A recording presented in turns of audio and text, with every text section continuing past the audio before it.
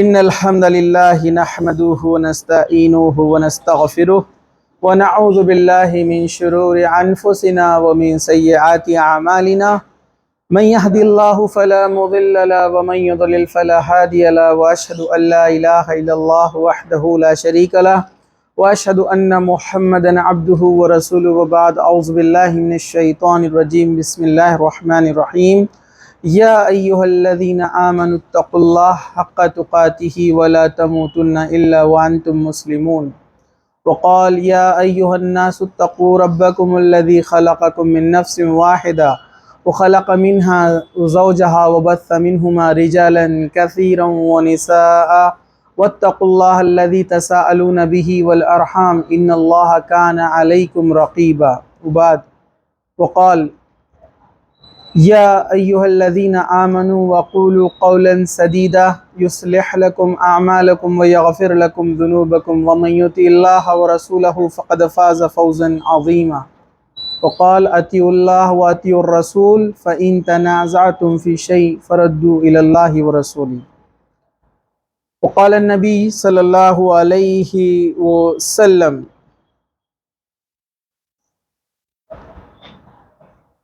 وقال النبي صلى الله عليه وسلم ما رأيت قال النبي صلى الله عليه وسلم فإن خير الحديث كتاب الله وخير الهدي هدي محمد صلى الله عليه وسلم وشر الأمور محدثاتها وكل محدثة بدعة وكل بدعة ضلالة وكل ضلالة في النار وبعد رب اشرح لي صدري ويسر لي امری واحلل عقدۃ من لسانی یفقہوا قولی اما بعد۔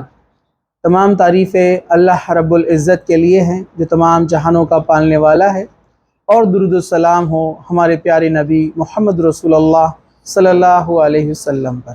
اس کو پاس کرو۔ چلیے، تو انشاءاللہ تعالی آج کا اس موقع کو غنیمت جان کے، کیونکہ یہ ہمارا آج درس کا دن نہیں تھا لیکن ایک موقع ہمیں ملا ہے اس کو انگیج کرنے کا، تو میں نے سوچا کہ اسی مہینے سے متعلق چند باتیں آپ کے سامنے پیش کی جاتی ہیں، یعنی شعبان کے تعلق سے۔ شعبان کا مہینہ شروع ہو چکا ہے، آپ سبھی جانتے ہیں، اور اس کے بعد ایک مقدس مہینہ رمضان آنے والا ہے۔ شعبان یہ اسلامی کیلنڈر کا 9واں مہینہ ہے، محرم پہلا ہوتا ہے، آپ سبھی جانتے ہیں۔ اس کے نام سبھی کو معلوم ہونا چاہیے، اگر نہیں معلوم ہے تو اس کو آپ یاد کیجئے، اس کو لرن کیجئے۔ آپ کھڑے ہو جائیے 2 منٹ۔ اب یہاں پر اس کو آپ غور سے سنیے، اگر مہینوں کے نام آپ کو یاد نہیں ہیں تو اس کو آپ یاد کیجئے، اس کو آپ لرن کیجئے، کیونکہ یہ ہماری دین کی بنیادی چیزیں ہیں۔ اگر آپ کو رومن کیلنڈر پوچھا جائے تو جنوری سے دسمبر تک فٹافٹ آپ بول دیں گے، اسلامی کیلنڈر پوچھا جائے تو مشکل سے 100 میں سے 2 بچے بول پائیں گے، میں گارنٹی کے، کیونکہ ہم دین کو ایزی لیتے ہیں نا، سیریس لیتے ہی نہیں ہیں۔ چاہے گھر کے اندر نہ والدین ہم کو اس کے بارے میں اس کی اہمیت جتاتے ہیں، یہ افسوس کی بات ہے۔ ٹھیک ہے، انگریزی میڈیم والے تو چھوڑ دیجئے، اردو میڈیم والوں کو بھی پورے نام یاد نہیں ہوتے ہیں، بڑی عجیب بات ہے۔ خیر، کوشش کیجئے، لرن کیجئے آپ اس کو، یہ ہماری بنیاد ہے۔ تو شعبان یا 9واں نمبر کا جو مہینہ ہے اسلامی کیلنڈر کا، اس کی بڑی جو ہے فضیلت احادیث میں آئی ہے، لیکن کچھ لوگوں نے اس کے تعلق سے بہت چھیڑخانی کی، اس میں غلط روایتیں اور ڈالنے کی کوشش کی، کچھ آیتوں کو اس کے ساتھ جوڑ دیا، کچھ راتوں کو اس کے ساتھ جوڑ دیا، جو کہ سنت سے ثابت نہیں ہے۔ انشاءاللہ وہ بھی ہم دیکھیں گے۔ تو آج کی جو ہماری بات ہے اس میں سب سے پہلا جو پوائنٹ ہم دیکھنے والے ہیں وہ ہے ماہ شعبان کی جو ہے فضیلت۔ تو اس کی فضیلت سب سے بڑی وہ یہ ہے کہ اللہ کے رسول صلی اللہ علیہ وسلم نے رمضان میں تو پورے روزے رکھے، آپ جب تک زندگی رہی، آپ کی حیات رہے، آپ اس کے علاوہ، رمضان کے علاوہ آپ نے جس مہینے میں سب سے زیادہ روزے رکھے وہ شعبان کا مہینہ ہے۔ آپ کثرت سے اس میں روزے رکھا کرتے تھے۔ حضرت عائشہ رضی اللہ عنہا فرماتی ہے کہ رسول اکرم صلی اللہ علیہ وسلم جو ہے شعبان سے زیادہ کسی مہینے میں روزے نہیں رکھا کرتے تھے۔ آپ صلی اللہ علیہ وسلم شعبان کے مہینے میں تقریباً پورا روزہ رکھا کرتے تھے، اور امام مسلم نے بھی اس کو نقل کیا ہے کہ ام سلمہ فرماتی ہے رضی اللہ عنہا کہ وہ فرماتی ہے کہ میں نے عائشہ رضی اللہ عنہا سے نبی کریم صلی اللہ علیہ وسلم کے روزوں کے بارے میں پوچھا، تو آپ نے فرمایا کہ آپ روزے چھوڑتے تو ہم کہتے کہ اب نہیں رکھیں گے، لیکن میں دیکھتی کہ نبی کریم صلی اللہ علیہ وسلم کو شعبان کے مہینے سے زیادہ کسی اور مہینے میں روزے رکھتا ہوا ہم نے نہیں پایا۔ آپ سارا شعبان ہی روزہ رکھتے تھے۔ آپ صلی اللہ علیہ وسلم شعبان میں اکثر ایام روزہ رکھا کرتے تھے۔ زیادہ تر ایسا ملا کہ آپ نے پورا شعبان روزہ رکھا، پھر کچھ جگہ ملتا ہے کہ آپ نے نصف شعبان روزہ رکھا، 15 روزے رکھے پھر بعد میں نہیں رکھے، کبھی ایسا بھی ہوا۔ ٹھیک ہے، اس طرح جو ہے ترمذی میں بھی ایک حدیث جو ہے نقل کی گئی ہے کہ میں نے نبی کریم صلی اللہ علیہ وسلم کو لگاتار 2 مہینوں کے روزے رکھتے نہیں دیکھا سوائے شعبان اور رمضان کے۔ صحابی فرماتے ہیں کہ اللہ کے رسول صلی اللہ علیہ وسلم پورا شعبان اور رمضان پورے 60 روزے رکھتے تھے، لیکن یہ آپ کے لیے خاص تھا، ہم ایسا نہ کریں۔ کیوں؟ اس کے لیے آگے بات آئیں گی، میں آپ کے سامنے پیش کروں گا۔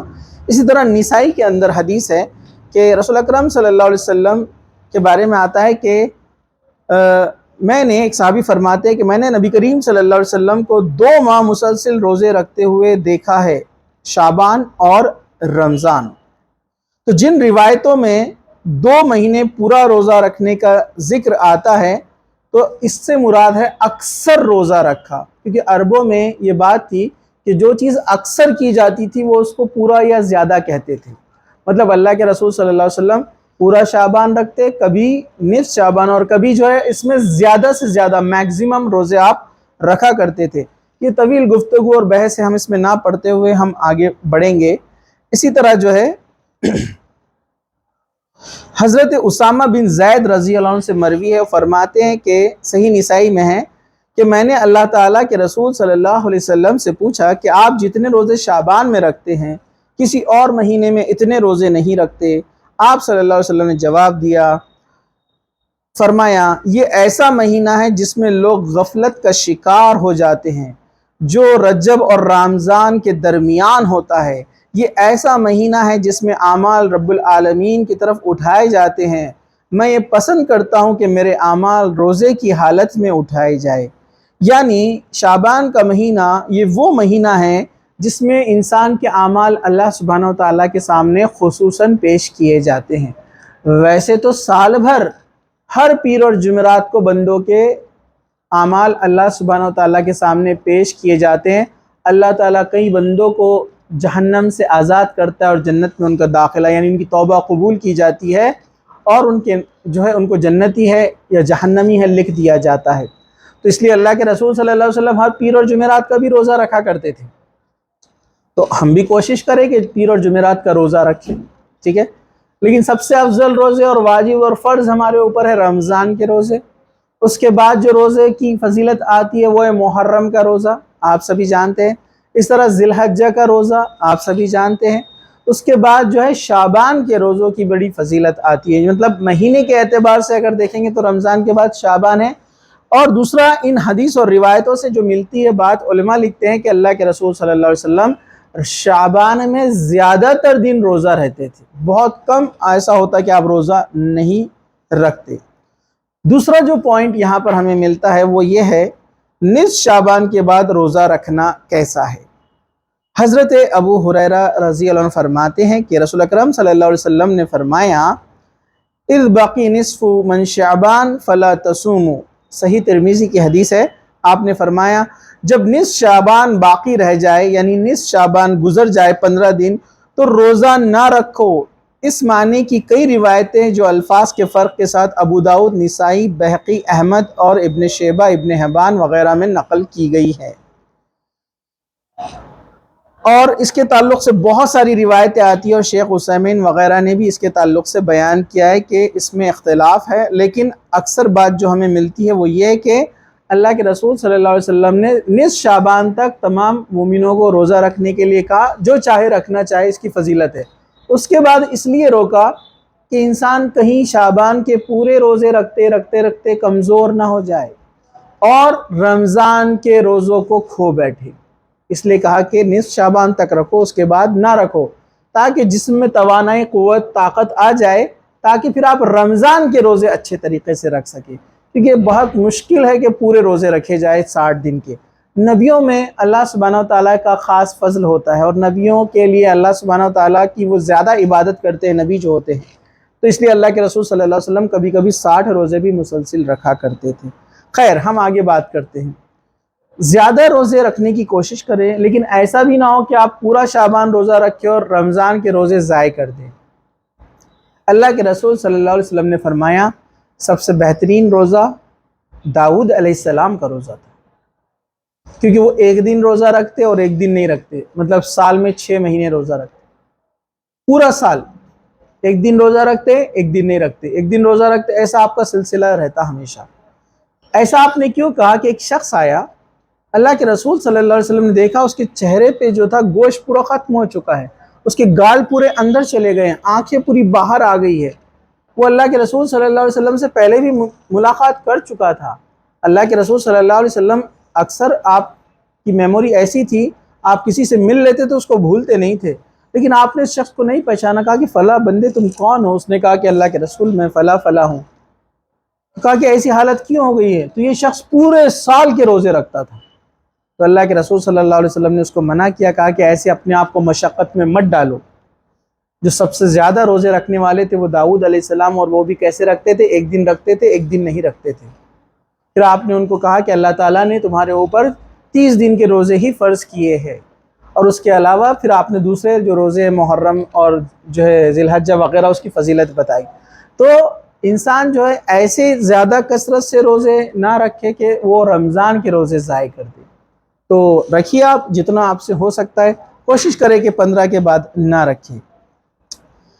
تو اس میں جو نکات ہمیں ملتے ہیں، جسے روزے رکھنے کی عادت ہو، مثلا کوئی شخص پیر اور جمعرات کا روزہ رکھتا ہے، عادی ہے، تو یہ نصف شعبان کے بعد بھی روزے رکھ سکتا ہے، جس کو ہمیشہ کی عادت ہے، ابھی نہ ڈالے، ٹھیک ہے۔ جس نے نصف شعبان سے قبل روزے رکھنے شروع کر دیے اور نصف شعبان سے پہلے کوئی بعد والے سے ملا دیا تو اس میں کوئی حرج نہیں ہے، کبھی روزے رکھ لیے۔ اس سے رمضان کی قضا اور نظر میں روزے رکھنے والا بھی مستثنا ہوگا۔ کسی نے نظر مانی ہے روزے رکھنے کی تو وہ رکھ سکتا ہے، ٹھیک ہے۔ نبی کریم صلی اللہ علیہ وسلم کی اتباع میں شعبان کے اکثر روزے رکھنا چاہے رکھ سکتا ہے، اس حال میں کہ رمضان کے روزے کے لیے کمزور نہ ہو جائے، اور وہ شخص روزے رکھ سکتا ہے پورے شعبان کے جس کو اعتماد ہے اپنی صحت وغیرہ پر، اس کو یقین ہے کہ وہ رمضان کے روزے اس کے ضائع نہیں ہوں گے، ٹھیک ہے۔ اور جن کے روزے قضا ہیں، جو خواتین کے روزے ایام حیض کی وجہ سے چھوٹ جاتے ہیں، یعنی جس کی قضا ہو جاتی ہے، روزے کی معافی نہیں ہے، حیض کی حالت میں نماز کی معافی ہے، حیض کی حالت میں جو نمازیں آئیں گی اللہ نے اس کو معاف کیا ہے آپ کے اوپر، لیکن جو روزے آئیں گے اس کی معافی نہیں ہے، آپ تب تو نہیں رکھیں گے، لیکن جو رمضان میں آپ کے 5 6 7 روزے چھوٹ گئے ہیں، اگلا رمضان آنے سے پہلے قضا کرنا ہے ورنہ گنہگار ہوں گے۔ تو شعبان میں اکثر صحابیات روزے رکھا کرتی تھی جو ان کے قضا روزے ہوتے۔ حضرت عائشہ فرماتی ہے کہ ہمارے جو روزے حیض کی وجہ سے چھوٹ جاتے، قضا ہو جاتے، تو سال بھر مصروفیات، دعوت دین کے کام اور دیگر اللہ کے رسول صلی اللہ علیہ وسلم کی خدمت اور دیگر کاموں کی وجہ سے ہمیں سال بھر موقع نہیں ملتا روزے رکھنے کا، تو ہم کیا کرتے ہیں؟ شعبان میں یہ قضا روزے پورے کر لیتے، یعنی رمضان آنے سے پہلے۔ تو قضا روزے آپ ایک ساتھ پورے رکھ سکتے ہیں، ہفتے میں 2 2 3 3 کر کے رکھ سکتے ہیں، ایک دن 8 رکھ سکتے ہیں، اس میں آپ کو چھوٹ ہے قضا روزے کے لیے، تو قضا روزے والا بھی اس مہینے میں رکھ سکتا ہے، نصف شعبان کے بعد بھی رکھ سکتا ہے۔ تیسرا نقطہ آج کا جو ہے ہمارے اس درس کا وہی ہے، نصف شعبان کا روزہ یعنی 15ویں تاریخ کا روزہ جو لوگ رکھتے ہیں، تو ایسا کسی بھی صحیح حدیث سے ثابت نہیں ہے کہ 15ویں شعبان کو روزہ رکھے، تو جو خصوصی طور پر 15ویں شعبان کو روزہ رکھے اور ثواب کی نیت سمجھے، اس نے بدعت کیا۔ اللہ کے رسول صلی اللہ علیہ وسلم نے ایسا کوئی خاص روزہ 15ویں شعبان کا نہیں بنایا، نہ بتایا، نہ کسی کو کہا، کہیں بھی اس کا ذکر کوئی صحیح حدیث میں نہیں ہے، تو اس کا کرنے والا وہ بدعتی ہو جائے گا۔ تو یہ بناوٹی چیزوں سے اپنے آپ کو بچائیے۔ اللہ کے رسول صلی اللہ علیہ وسلم نے فرمایا، حضرت عائشہ اس کی راوی فرماتی ہے، وہ عمل مردود ہے۔ مردود معلوم؟ مردود مطلب رد، رد کہاں سے آیا؟ ردی کی ٹوکری میں ڈال دینے کا وہ عمل کو، کون سا؟ جس پر اللہ کے رسول صلی اللہ علیہ وسلم کی مہر نہیں ہے، جس کے تعلق سے آپ نے نہیں کہا ہے، تو جو چیز اللہ کے رسول نے نہیں کہی اور آپ اس پر عمل کر کے نیکی کی امید کرتے ہو وہ بدعت ہے، شیطان کا راستہ ہے۔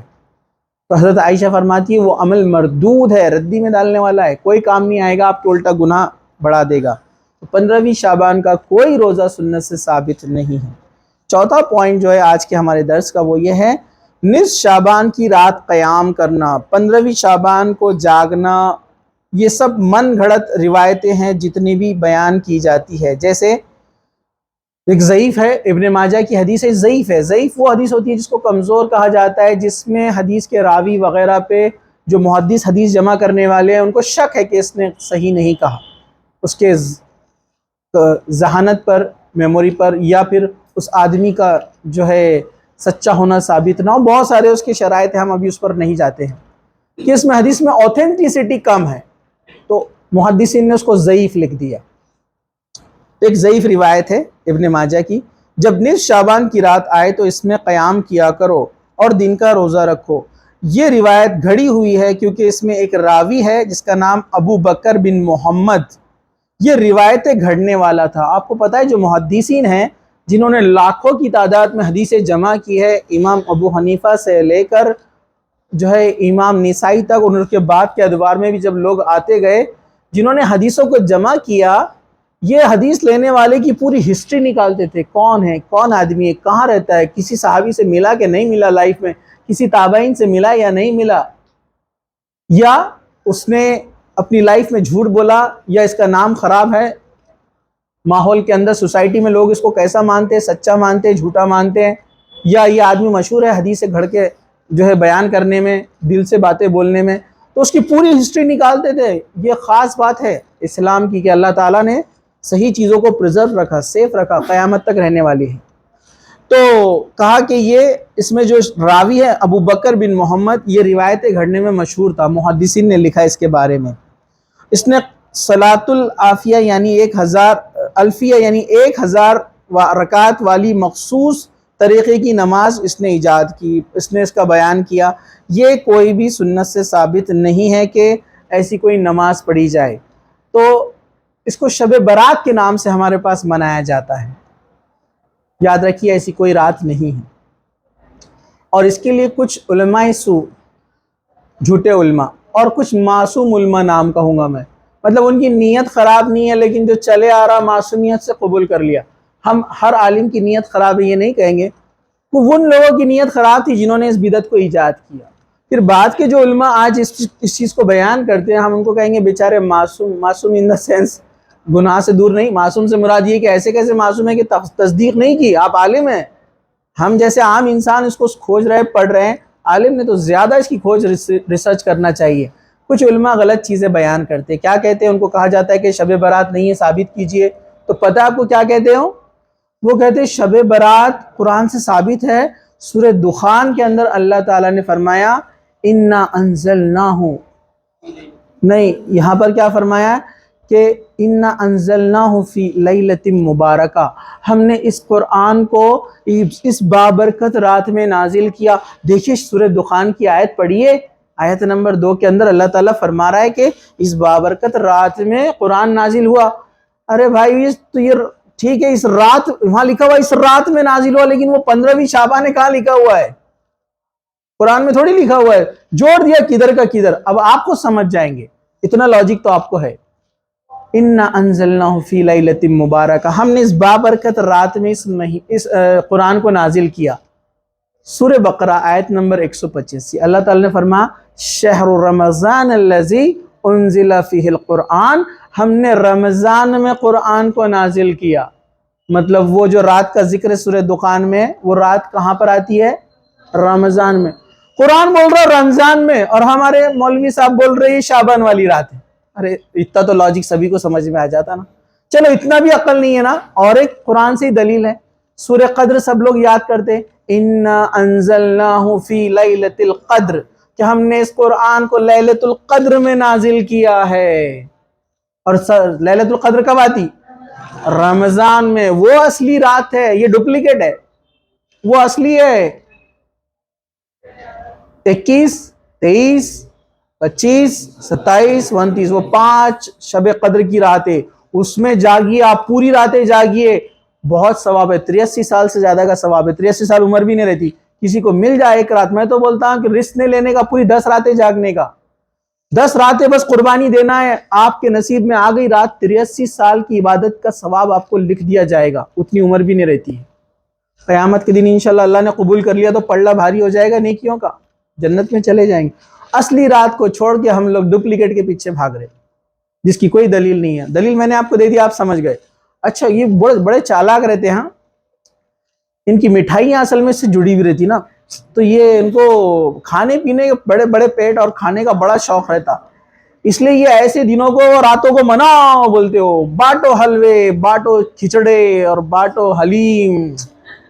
برابر ہے کہ نہیں ہے؟ میں بھی انہی کے انداز میں بول رہا ہوں تھوڑا سا، لیکن اب آپ غور کیجئے، میں نے جب کسی صاحب کو یہ بات کہی، سارے دلائل جب دے دیے تو کیا بولنے لگے، سننے لگے ایسے غور سے، ہاں آپ کی بات تو صحیح ہے، لیکن جناب کیسا ہے؟ بولے آپ کو پتا ہے قرآن 23 سال میں اترا نا، بولے تو قرآن جب نازل ہونا شروع ہوا تو وہ رمضان تھا، بولے ہے نا، لیکن قرآن ختم ہوا نا تو بولے وہ شب برات تھی، بولے 15 شعبان۔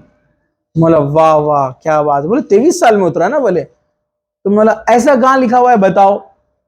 اب پھنس گئے نا، اب اس کی تو ضعیف حدیث بھی نہیں ہے نا، دل سے تو بیان دے دیا انہوں نے، وہ نا میں آپ کو دیکھ کر بتاؤں گا۔ مولا نہیں ہے، میں بول رہا آپ کو۔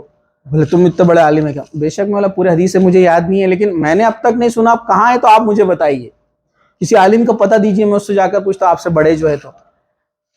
نہیں بولے آپ سمجھے نہیں میری بات، پھر سے سنو، بولے اب تم کو یہ اس کا آنسر نہیں ہے نا ان کے پاس، تو پھر سے سنا رہے ہو۔ اصل میں کیسا ہے؟ بولے اللہ تعالیٰ نے سب سے پہلے قلم بنایا، بولے جب پوری دنیا بنی، قلم کو بولا جو لکھنا ہے لکھ دے، تو اس نے اس میں قرآن بھی لکھا، بولے وہ 15ویں شعبان تھی، بولے میں بولا ایسا کہاں لکھا ہوا یہ بتاؤ کہ وہ 15ویں شعبان تھی؟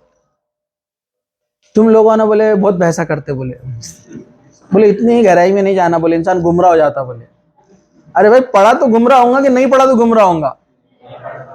کوئی ڈاکٹر ہے، اچھی تعلیم لے گا ڈاکٹری کی تو اچھا ڈاکٹر بنے گا نا، تو آپ اس کو بولیں گے بھائی تم میڈیکل کی تعلیم مت لو، تم اچھے ڈاکٹر بنیں گے؟ ارے عقل کے اوپر کی بات ہے نا، پڑھنے والا سیکھے گا، نہیں پڑھنے والا کیسے؟ تو یہ علماء نے مطلب یہ اچھے علماء بھی ہے دنیا میں، جو جن کی وجہ سے آج دعوت و تبلیغ کا کام، دین کا کام، صحیح قرآن کی تعلیم لوگوں تک پہنچ رہی ہے۔ لیکن جھوٹے لوگ بھی ہیں اور اپنے پیٹ کے پجاری لوگ بھی ہیں جو آپ کو تعلیمات سے روکتے، قرآن نہیں پڑھنا بہک جائیں گے، ترجمہ نہیں پڑھنا بہک جائیں گے، تفسیر خود سے نہیں پڑھنا بہک جائیں گے۔ پہلے یہ حال تھا جو بدعت میں مبتلا ہے ان لوگوں کا، اب تو سمجھدار لوگ بھی بول رہے ہیں قرآن نہیں پڑھنا تم بہک جائیں گے۔ بڑی عجیب بات ہے، بہت افسوس کی بات ہے۔ ہاں آپ ایسا کیجئے بیٹا، آپ پڑھو قرآن، ترجمہ پڑھو، تفسیر پڑھو، کہیں پر تم کو کنفیوژن ہوا، کہیں ڈاؤٹ ہوا، سمجھ میں نہ آئے تو وہ ایسے عالموں نے بولنا چاہیے بیٹا تم میرے پاس آؤ، میں تم کو سمجھاؤں گا۔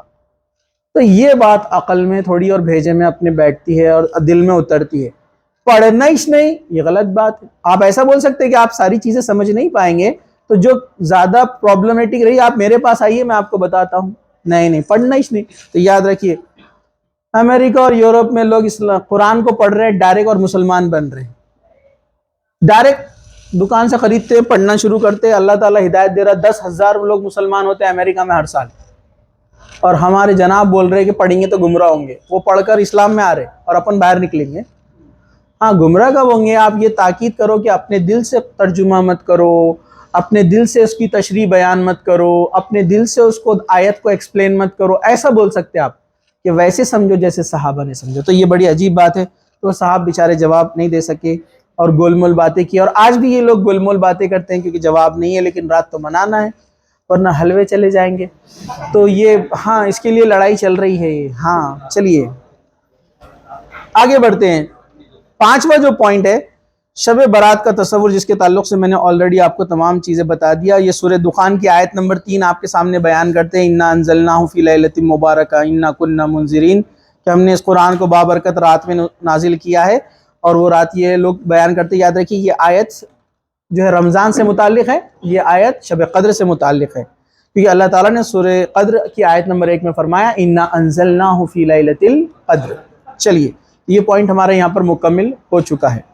چلیے ہم آگے بڑھتے ہیں۔ 6واں پوائنٹ ہے نصف شعبان کی رات قبرستان کی زیارت کے لیے جانا۔ ایک حدیث پیش کی جاتی ہے، یہ حدیث جو ہے بناوٹی ہے، ضعیف بھی نہیں ہے. ایک ہوتی ہے ضعیف اور ایک ہوتی ہے موضوع. ضعیف کمزور اور موضوع بناوٹی.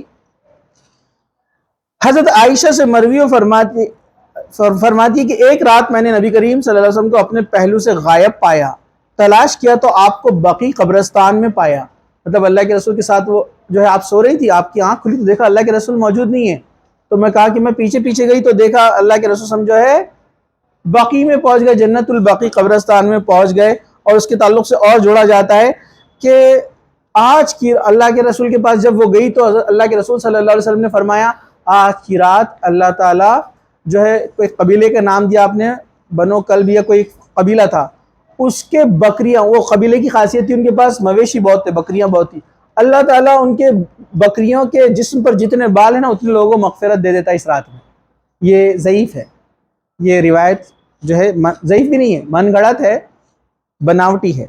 چلیے، تو ایسی کوئی اسپیشل رات نہیں ہے، ایسی کوئی اسپیشل اس میں نمازیں نہیں ہیں. کچھ لوگ نمازیں پڑھتے ہیں، 100 قل واللہ کی نماز، 50 قل واللہ کی نماز ہے نا، اور اس میں نماز میں کیسے پڑھیں گے آپ 50 قل واللہ؟ گنتے بیٹھنا پڑے گا نا آپ کو، لاجیکلی بھی نہیں ہے. دوسرا، اس میں لوگ الگ الگ قسم کی نمازیں پڑھتے ہیں زندگی بڑھانے کے لیے، ہے نا، رزق کے اضافے کے لیے، مغرب کے بعد نہاتے ہیں، اسپیشل جماعت سے نماز ہوتی ہے. یہ سب بدعت ہے، اس کا ایک بھی حدیث سے ثابت نہیں ہے. کچھ لوگوں کا بڑا عجیب معاملہ رہتا ہے، سارے دلائل دینے کے بعد جب ان کو بول دی حدیث سے ثابت نہیں ہے تو کیا بولتے ہیں؟ کر لیے تو کیا ہوتا، نماز ہی تو پڑھ رہے ہیں، اللہ کا تو نام لے رہے ہیں. دیکھیے، اصول ہے، رول ہے. ایسے لوگوں کو ہر بار اپن یہی جواب دیتے ہیں. ظہر کی رکعت کتنی ہیں؟ 4. 5 پڑھ لیے تو کیا ہوتا؟ آپ بولیں گے سجدے سو کرنا پڑتا، غلطی سے ہوئے تو، اور جان بوجھ کے پڑھے تو نماز ہی نہیں ہوتی. کیوں نہیں ہوتی؟ بولیے، آپ ہی بولیے کیوں نہیں ہوتی 5 رکعت؟ سنت سے ثابت نہیں ہے. تو ہر چیز کو سنت سے ثابت ہونا پڑے گا نا، شب برات کو بھی سنت سے ثابت ہونا پڑے گا نا. تو یہ چیز سنت سے ثابت نہیں ہے، اس کی کوئی حقیقت نہیں ہے. پچھلی جو رات گئی شب معراج، اس کی تو بھی حقیقت ہے کہ اللہ کے رسول گئے تھے معراج پر، اپنا عقیدہ ایمان ہے، لیکن اس رات بھی جاگنے کے کوئی حکم نہیں دیا گیا. سمجھا آپ کو؟ اور یہ رات کا تو تصور ہی نہیں ہے، کہاں سے لائے؟ میڈ ان انڈیا ہے یہ. ہاں، چائنا نہیں، میڈ ان انڈیا ہے، اپن چائنا سے بھی آگے ہے. تو یہ اس کا کوئی تصور نہیں ہے، یہ کہیں بھی نہیں ہے. اسی طرح جو ہے 7واں پوائنٹ ہے آتش بازی کرنا. کچھ لوگوں نے بات پھیلا دی ماحول میں کہ اس رات روشنی کرنی چاہیے، دیے جلانا چاہیے اور پٹاخے پھوڑنا چاہیے اور جو ہے آتش بازی کرنا چاہیے. بولے روحیں آتی ہے اس لیے. روحیں آتی تو پٹاخے کیوں پھوڑنا ہے؟ پہلے تو روحیں آتی نہیں ہے. اللہ کے رسول نے فرمایا کہ جو انسان اس دنیا سے چلا گیا برزخ کی زندگی میں، آپ اس کو کچھ نہیں بول سکتے، نہ سنا سکتے، نہ آپ وہاں جا سکتے، نہ وہ یہاں آ سکتے. بہت ساری احادیث ہے اس کے اوپر. تو لوگ آتش بازی کرتے ہیں، پٹاخے پھوڑتے ہیں. یاد رکھیے یہ غلط ہے، کوئی ایسا کرے گا گنہگار ہوگا، ایک تو فضول خرچی کرنے پر، دوسرا بدعت پہ بھی. 8واں نقطہ ہے مخصوص پکوانا اور یہ امید کرنا کہ اس میں روحیں آتی ہے. سورہ مومنون آیت نمبر 100 اللہ تعالیٰ فرماتا ہے کلا انہا کلمۃ ہوا قائلھا ومن ورائہم برزخ الی یوم یبعثون. کیا فرمایا اللہ تعالیٰ نے مرنے والے کے تعلق سے؟ ہرگز نہیں، یہ بس اس کی ایک بات ہے جو وہ بک رہا ہے. اب ان سب مرنے والوں کے پیچھے ایک برزخ حائل ہے اور دوسری زندگی تک ان کے بیچ میں ایک آڑ ہے. آپ کو پتہ ہے سورہ مومنون میں آیت نمبر 100 میں کیا واقعہ ہے؟ ایک جب بندہ مرتا ہے نا تو اس کی روح نکالنے کے لیے فرشتہ آتا ہے، تو فرشتے کو دیکھ کر ڈر جاتا ہے. اور آپ کو پتہ ہے جب فرشتے کو دیکھتا ہے تو اس کو اپنے گناہ یاد آتے ہیں کہ اب حساب ہونے والا ہے. تو پتہ ہے کیا بولتا ہے؟ وہ ریکویسٹ کرتا ہے کہ مجھے تھوڑا سا مہلت دی جائے، تھوڑی سی زندگی دی جائے، میں توبہ کروں گا، نیک کام کروں گا، خوب کام کروں گا اور پھر سے آؤں گا. تو اللہ تعالیٰ جواب میں کہہ رہا ہے سورہ مومنون کی آیت نمبر 100 میں کلا، ہرگز نہیں، امپاسبل، کسی کا وقت آ گیا تو اس کو زندگی نہیں دی جا سکتی. امپاسبل. اور کیا فرمایا اللہ تعالیٰ نے؟ یہ تو تیری ایک بس بات ہے جو بول رہا ہے تو کہ اگر ایسی زندگی مل جائے تو توبہ کروں گا. ایسا امپاسبل ہے، کیونکہ اس سے پہلے تو نے ایسے بہت سارے پرومس کیا نا، جمعے سے سدھر جاؤں گا، رمضان سے سدھر جاؤں گا، نیک بن جاؤں گا. زندگی میں ہم کتنے پرومس کرتے ہیں اپنے آپ سے. اللہ تعالیٰ بول رہا ہے بس بات ہے بولنے کی، نو چانس. اب تمہارے بیچ میں اور یہ زندوں کے بیچ میں ایک آڑ ہے، برزخ ہے، قیامت تک نہ کوئی ادھر آ سکتا نہ کوئی ادھر آ سکتا. لوگ بولتے روحیں آتی ہے. آپ کو پتا ہے پکوان بنائے جاتے ہیں اس دن اور رکھے جاتے ہیں، روحیں آتی ہے بول کے. دادا دادی ابا امی نانا نانی کی روح آتی ہے. اور اس دن کوئی جانور کو چھیڑا نہیں جاتا ہے. گاؤں میں بہت زیادہ چلتا ہے، اس کو بولتے ہیں بڑے بڈھوں کی عید. معلوم ہے آپ کو؟ گاؤں میں مشہور ہے بڑے بڈھوں کی عید. اور جو جانور آ گئے نا تو اس کو چھیڑتے نہیں. ایسے تتلی آ گئی کھانا کھانے کے لیے، اس کو بولتے ہیں ان کو ڈسٹرب نہیں کرنا. یہ دادی ہے.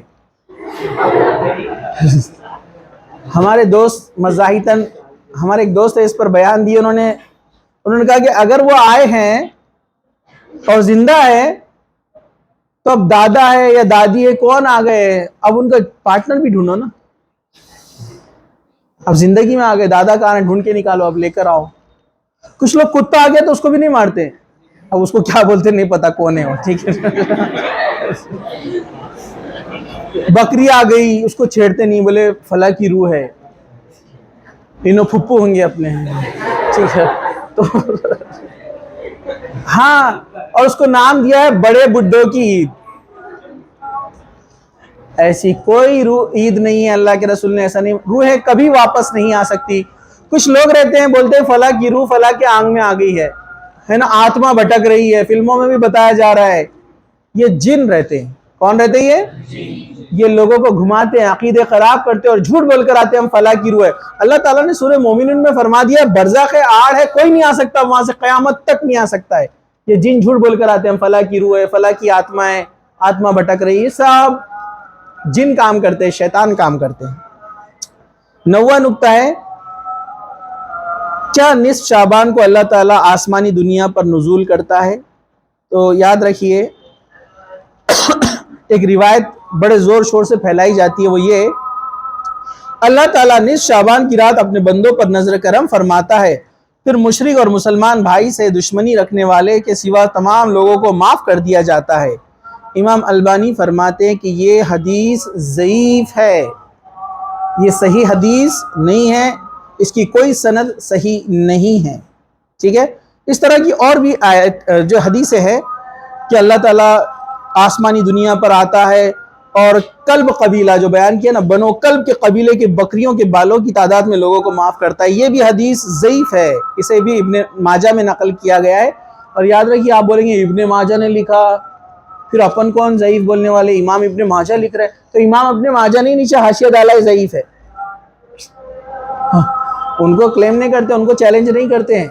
سمجھا آپ کو؟ تو یہ بات آپ یاد رکھیے. 10واں نکتہ ہے، 15ویں شعبان سے متعلق بہت ساری حدیثیں بیان کی جاتی ہیں جو میں نے اوپر بیان کی. یہ سب ضعیف ہے اور اس میں بہت سارے موضوع ہے اور من گھڑت اور جھوٹے ہیں. تو یہ مختصر سا وقت کی نزاکت دیکھتے ہوئے میں نے آپ کے سامنے اس کو کونسائز مختصر کرنے کی کوشش کی. اللہ تعالیٰ سے دعا ہے کہ اللہ سبحانہ و تعالیٰ ہمیں کہنے سننے سے زیادہ عمل کی توفیق عطا فرمائے. اللہ تعالیٰ ہمیں تمام ایسے بدعتوں سے دور رکھے، جب تک زندہ رکھے اسلام پر زندہ رکھے، خاتمہ ایمان پر ہو. وآخر دعوانا الحمدللہ رب العالمین. سبحان ربک رب العزت عما یصفون وسلام علی المرسلین والحمدللہ رب العالمین.